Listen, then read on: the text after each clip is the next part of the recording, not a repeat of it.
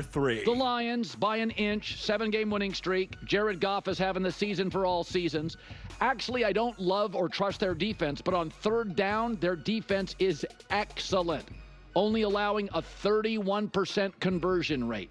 They played poorly and won on the road on Sunday Night Football. I think I respect them now more than ever, but I don't necessarily trust them situationally as much as I do a Kansas City team. Number 2. Okay, let's talk about this. When I posted the main video of all of this, obviously and I knew it. I pointed it out. I'm gonna try to get it where we can see the whole thing as a whole.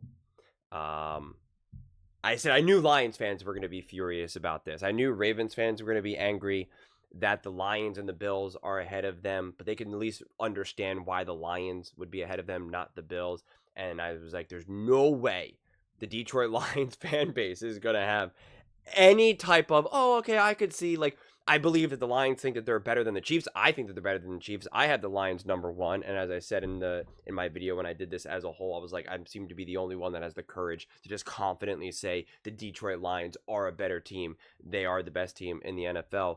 But I still think that at least the more grounded Lions fans can still at least understand why the Kansas City Chiefs are number 1 for some people, right? Because of everything that Mahomes and Andy Reid and Spags and company have accomplished, and that they're just deep level of experience in their championship pedigree.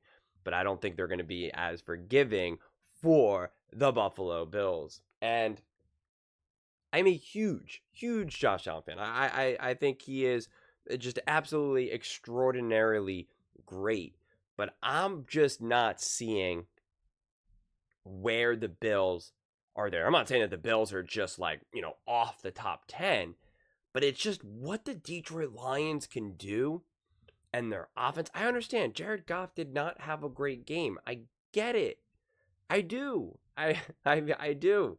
It's fine, it happens. But I mean, it's, if we're going through it, let's do offensive rankings for PFF. Yes, he was the 26th worst quarterback, best quarterback, I guess. But Patrick Mahomes was 23, so, if it can happen to Mahomes, it can happen to Jared Goff. Now, if Jared Goff was throughout this season uneven and inconsistent, but they still had all this firepower, then you can make the argument, hey, don't really trust the Lions. Yeah, they can really wallop a team, but I don't know. I'm nervous come playoff times, or I'm nervous in the fourth quarter, down by 3. Can Jared Goff get the job done?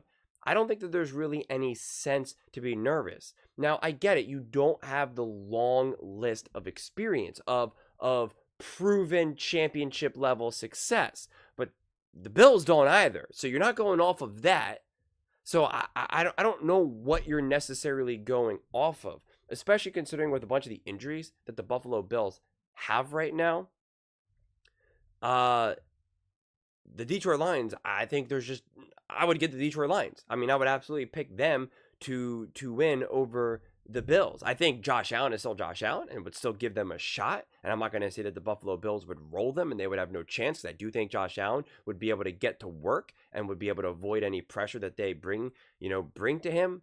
But if you have to pick, it's like I'm absolutely going to lean Lions. And we will learn more about the Buffalo Bills against the Kansas City Chiefs on Sunday. But I just think what the Lions were able to do and how they were able to win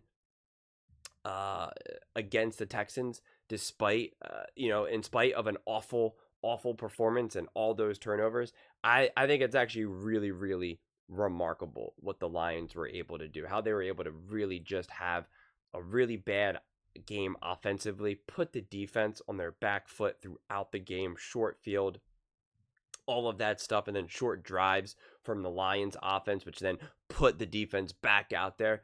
I think the fact that they were able to hold their own is really, really, really impressive.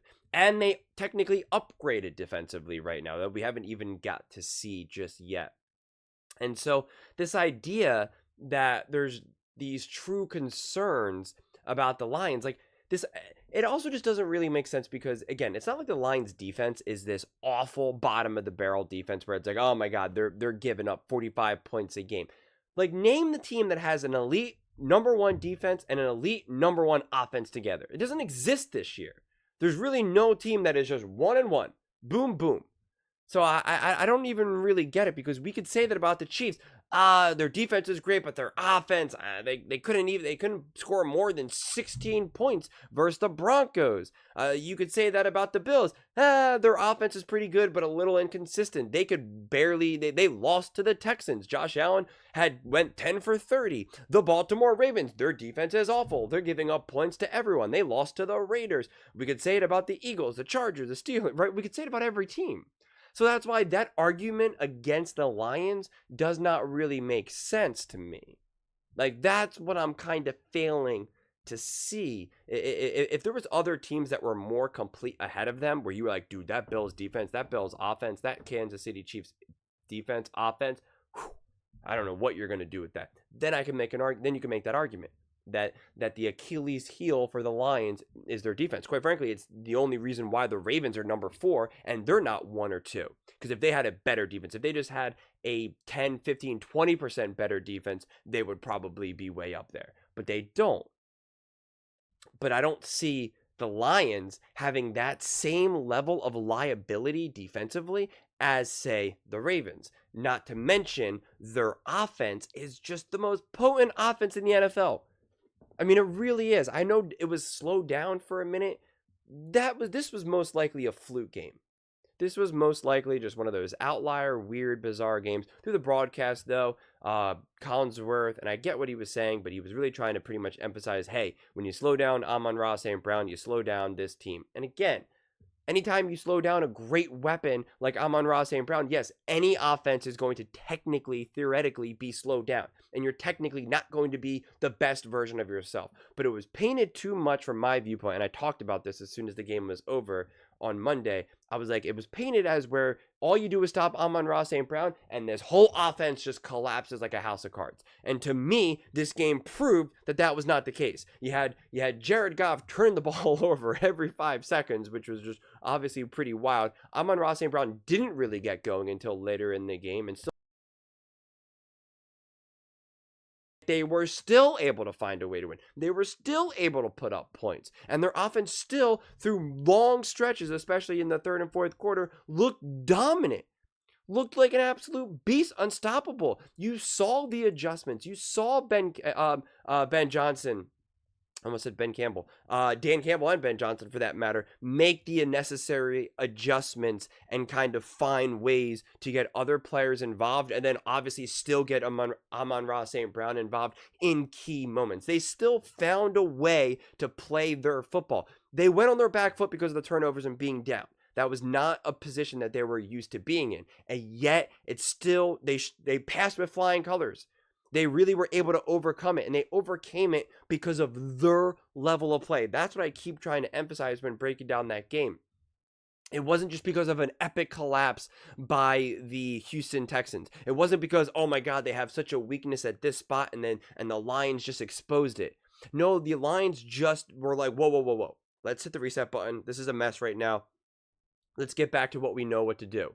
And it was because of their greatness, because of their level of play, that allowed them to not only get back into the game, but then also win the game.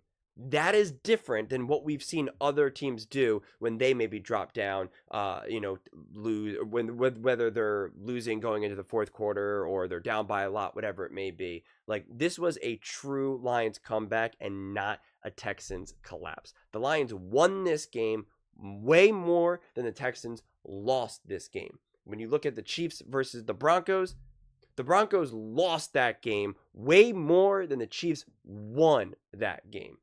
That's my view of that. So this whole idea that the Detroit Lions have now dropped down to the third best team, I just don't see it. I still am very, very adamant about them being the number 1 best team in the NFL. And I do not have the Chiefs or the Bills ahead of them, quite frankly. But those are just my thoughts. I'd absolutely love to hear yours. What do you guys all think about the Detroit Lions being number 3, according to Colin Cowherd? Let me know in the comments below. I read every single comment, so whether you agree with me or disagree with me, either way, let's get in some discussions. Let's get in some fights, but ultimately, let's just have some fun. And please do consider subscribing. We are building an amazing community here, and I'd absolutely love to see you part of it. I want to build something that we all genuinely feel connected to, something that we're really excited to be part of. I think we're on our way to doing it. And please don't forget to give this video a thumbs up, as it really does help with the visibility and the algorithm. Thank you so much, and see you next time.